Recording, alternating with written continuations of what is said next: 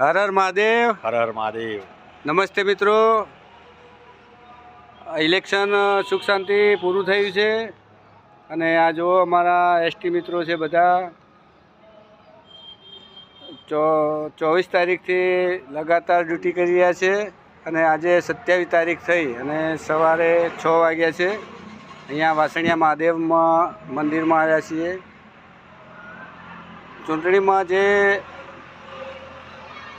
ફરજ પર આવેલા પોલીસકર્મી છે કે શિક્ષકો છે તેમની ડ્યુટીથી માંડીને તેમને ઘર વાપસી સુધીની જવાબદારી અમારી એસટી નિગમની હોય છે અને એસટી નિગમ સતત આ સેવા આપી રહી છે અને